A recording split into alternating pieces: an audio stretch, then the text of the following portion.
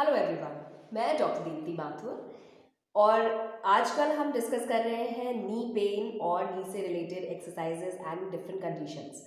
तो उसी सीरीज में मैं आज आपके साथ शेयर कर रही हूँ कुछ ऐसी एक्सरसाइजेज जो बहुत ज़्यादा एक्टिव लोग नहीं हैं, बहुत ज़्यादा इसको बैलेंस की ज़रूरत नहीं है जिन एक्सरसाइजेज में, वो लोग भी इन एक्सरसाइजेज को अपने घर पे ट्राई कर सकते हैं एंड अगर ठीक से करेंगे तो डेफिनेटली बहुत अच्छे रिजल्ट्स भी आपको मिलेंगे। बस ध्यान ये रखना है कि शुरुआत में रिपीटिशंस कम रखें और कहीं भी अगर आपको पेन होता है तो उसको बिल्कुल बंद कर दें उस एक्सरसाइज को। एंड क्योंकि कोई भी एक्सरसाइज है वो टाइम लेती है, मसल्स भी अपना टाइम लेती हैं। जब भी हम कोई एक्सरसाइज नहीं करते हैं थोड़ी सोरनेस हो सकती है, इट इज़ नॉर्मल। सबसे पहले ये ध्यान रखना है कि जब भी हम एक्सरसाइजेस कर रहे होते हैं तो किसी भी जॉइंट की मोबिलिटी पे हम वर्क करते हैं, मसल की स्ट्रेच जो होना चाहिए उस पर ध्यान दिया जाता है। प्रॉपर स्ट्रेचिंग होनी चाहिए ताकि मसल की लेंथ जो नॉर्मल है वो मेंटेन रहे।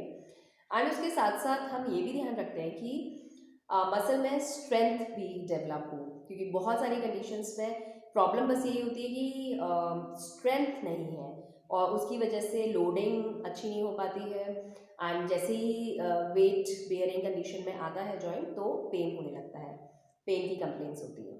तो बहुत सारी मेरे पास ऐसी रिक्वेस्ट भी थी जिसमें ये बोला कि हम लोग उस तरह की एक्टिव एक्सरसाइजेज या उतने ज़्यादा बैलेंस के साथ नहीं कर सकते, तो आप लोग ये वाली एक्सरसाइजेस ट्राई कर सकते हैं। सबसे पहले जब भी हम एक्सरसाइज शुरू करते हैं तो हम लोग बात कर रहे हैं नी की, मतलब लोअर लिम्ब की। लोअर लिम्ब में ही नी भी एक पार्ट है। तो सबसे पहले हम एंकल जॉइंट से शुरू करते हैं and we are going to do full ankle toe movement.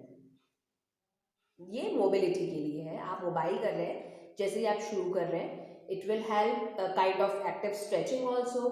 सारी मसल्स जो छोटे छोटे ग्रुप हैं मसल के अपने टोज में, उसको भी आप एक्टिवेट कर रहे हैं, सर्कुलेशन इंप्रूव कर रहे हैं। तो स्टार्ट इससे करते हैं 10 या 20 बार।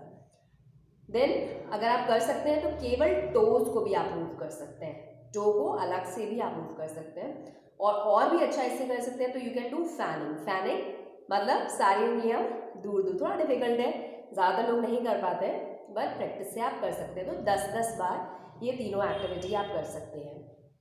नेक्स्ट अब क्या करना है, एक टॉवल लिया है मैंने, छोटा टॉवल लिया एंड इसका रोल बना दिया ऐसे करके, चार तह करके। And this roll is use as a feedback, कि मैंने अपने नी के नीचे रखा इसको। क्यों रखा? Because I want to do exercise for my quads, ये वाली मसल के लिए, फ्रंट ऑफ थाई की मसल के लिए। बहुत ही इंपॉर्टेंट ग्रुप है वॉकिंग के लिए एंड नी की बहुत सारी कंडीशंस में क्वाड्स का बहुत रोल रहता है। तो सबसे पहले हम क्या कर रहे हैं, केवल हम इस टॉवल को अपने नी से प्रेस कर रहे हैं एंड जैसे मैंने प्रेस किया तो ये मसल टाइट हो जाती है and then you can relax it. Press and relax, press and relax, and you can do 10 to 20 repetitions. Initially 10 से भी आप स्टार्ट कर सकते हैं। ओके, देन इसके बाद मैंने इसको प्रेस किया एंड होल्ड कर दिया, रोक दिया इसी पोजीशन में कि मेरा नी जो है उस टॉवल को प्रेस किए हुए है एंड आई एम काउंटिंग 10 और 5, जो भी आप कर सकते हैं शुरुआत में। Hold it and then release, press, hold it and release.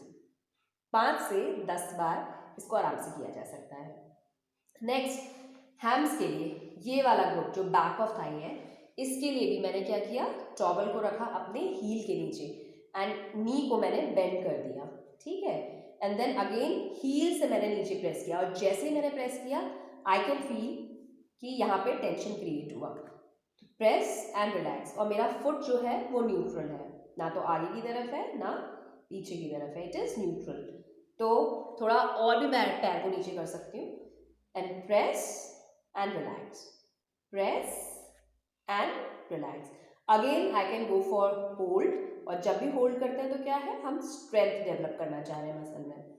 Hold it and relax, hold it, count for 10 और 5, जो भी आपको सुटेबल लगे शुरुआत में, and then relax. So you can do for this muscle, दोनों ही बहुत इंपॉर्टेंट मसल्स हैं, बहुत अच्छा ग्रुप है। लास्ट टाइम मैंने बात की थी इलियोटिबियल बेंड सिंड्रोम की, जो कि ये बेंड है वॉकिंग में बहुत ज़्यादा इंपॉर्टेंट है, और ये इसका अटैचमेंट यहाँ है, तो यहाँ कहीं पेन हो रहा है तो इस बेंड का इन्फ्लेमेशन हो सकता है। सो इसके लिए कोल्ड अप्लाई कर सकते हैं, रिपीटेड एक्टिविटी को कम कर सकते हैं, और you can use this kind of ball for massaging. छोटा बॉल है ये, एंड थोड़ा इलास्टिसिटी है इसमें, एंड स्पाइक्स हैं।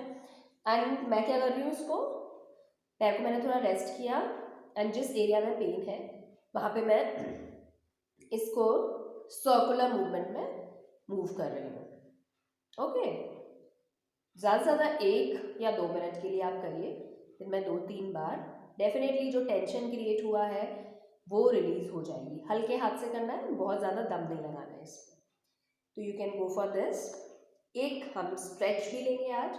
स्ट्रेच कौन सा है, मैंने इसको एक आपको बैंड यूज़ किया है जो कि काफ स्ट्रेच के लिए है। आप थीरा बैंड यूज़ कर सकते हैं, टॉवल यूज़ कर सकते हैं, एंड ये मैंने रखा है जहाँ पे टोज का बेस है वो वाले एरिया में, and I am sitting straight. And क्या किया मैंने, अब एक्टिवली कुछ नहीं किया, लेकिन मैंने इस बेंड की हेल्प से अपने पैर को अपनी बॉडी की तरफ स्ट्रेच किया। तो I am feeling some stretch here, hold for 20 to 30 seconds at least, and 5 repetitions आप कर सकते हैं शुरू में। और अच्छा स्ट्रेच चाहिए तो यू कैन कीप 1 टॉवल, ये towel roll under your base of the, पैर के बिल्कुल नीचे की तरफ, एंड देन क्या किया, अपनी तरफ खींचा, hold it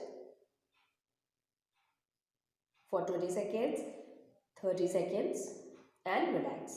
At least 5 repetitions. And then relax. So this is a very good stretch for calves, और वो लोग भी कर सकते हैं जो कि स्टैंडिंग में बहुत कंफर्टेबल नहीं है, जिनको बैलेंस के इश्यूज हैं।